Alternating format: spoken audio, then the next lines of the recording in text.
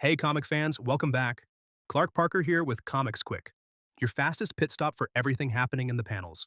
We've got a stacked Wednesday shelf situation today. DC just dropped a Superman concept that flips the entire mythology on its head.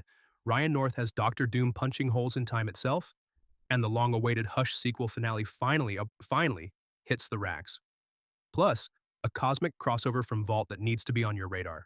Pull up a stool, let's get into it. Let's start with a headline that has the spinner rack buzzing.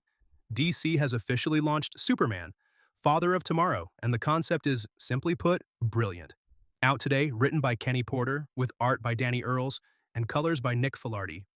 It's a new Elseworlds book, which means it sits outside the main DC continuity, and that gives the team license to swing big. Krypton explodes, a rocket escapes. But the passenger isn't baby Kal-El, it's Jor-El, the dad, the scientist. He crash lands in Kansas, a kindly couple takes him in, and Jor-El becomes Superman, a man of steel and science. New origin, new costume. And yes, this version is rocking a silver suit, not the classic blue. It looks fantastic in my opinion. This is one of those high-concept reimaginings DC does so well when they commit. Elseworlds is having a real moment right now. Between this, the Absolute Universe, and the resurgence of Vertigo, DC is letting writers actually play with the toys. And the early reviews are warm. Critics are saying Porter and Earls are leaning into character drama instead of just slugfests, which is exactly what an Elseworlds book should do. That said, DC has to be careful here. Between Absolute, Elseworlds, and main continuity, the Superman shelf is getting crowded. Brand new readers need a clear front door. If a kid walks into a shop and asks for a Superman comic, the answer shouldn't require a flowchart. Keep the alternate reality stuff special. Over at Marvel, Ryan North is at it again. Doom Quest #1 is out with art by Francesco Mobili, and Doom heads are eating well. The premise is peak Ryan North, which means it's funny, philosophically nasty, and slightly cosmic. Reed Richards is being honored at a prestigious international event for his retirement project.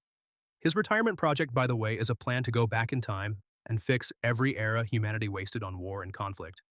Just casually rewrite history to make the world better. The catch? Dr. Doom wasn't invited to the event. Doom is, of course, furious. So he decides he's going to rewrite history first, in his image, before Reed gets the chance. Q. War across time and space. This is exactly the Doom story I want. North's run on Fantastic Four has been one of the most acclaimed in recent memory.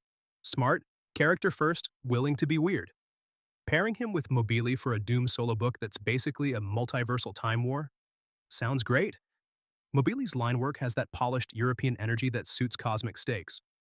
And the Reed versus Doom dynamic? That is the engine of Marvel's best stories going back to the Lee Kirby days. North understands it. The only mild caution here, Marvel has been leaning hard into Doom as the centerpiece character of the last few years. Doom is in everything. Marvel, if you're listening, every villain needs breathing room. Don't variant cover this man into wallpaper. Both Marvel and DC are guilty of overusing a character. Okay, while we're on big swings, Batman #163 finally landed. The Jeff Loeb and Jim Lee Hush sequel, Part 1, officially wraps up today. This thing was originally scheduled, then rescheduled, then delayed, and at this point, just having it on the shelf feels like a comic book miracle. For those who weren't around for the original, the 2002 Hush is one of the most beloved Batman stories of the modern era. Loeb and Lee built a sprawling whodunit through Batman's entire rogues gallery, with one of the best mystery payoffs in the character's history.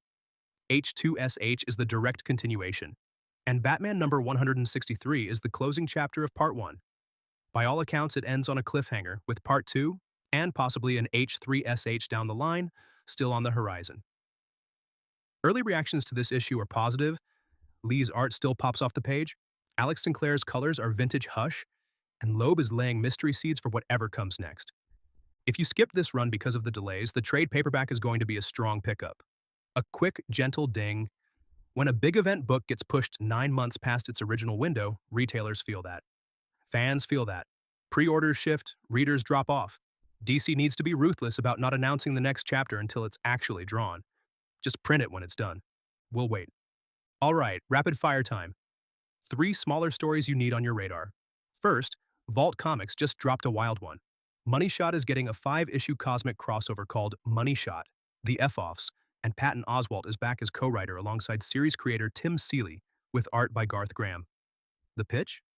In the grand tradition of Secret Wars and Crisis on Infinite Earths, A strange force has returned after millennia to gather the finest champions from across the galaxy, to compete in cosmic games, to save evolution, with sex. It is the wildest, horniest crossover of the year. Adult readers only, obviously. Ships in August. Variant covers from Zule Moscato, Flaviano Cornhowell, and more. Second, Wiccan and Hulkling. Raid of Ultron #1 hit the racks. It's Marvel's Voices, Pride centerpiece this year. Billy and Teddy are throwing a wedding anniversary party, and, of course, Ultron crashes it trying to reclaim Vision and Viv. Third, Ultimates #24 wraps up year 2 of the new Ultimate Universe. She-Hulk and her remaining teammates square off against a fully villainous Hulk on Gamma Island, and this is the finale that sets up whatever comes next in the Ultimate line. The Ultimate relaunch has been one of Marvel's quiet success stories, focused storytelling, tight continuity, and actual stakes. If you've been following along, this is a must-grab. If you haven't, the trades are an easy weekend catch-up. That's the rundown for today, Longbox crew. Headlines to remember. DC reinvented Superman by handing the cape to Jor-El. Ryan North is sending Doctor Doom on a Time War joyride. The Hush sequel finally finished its first chapter. And Vault is bringing back Patton Oswalt for the most chaotic crossover of the year. Honestly, a pretty great comic book week.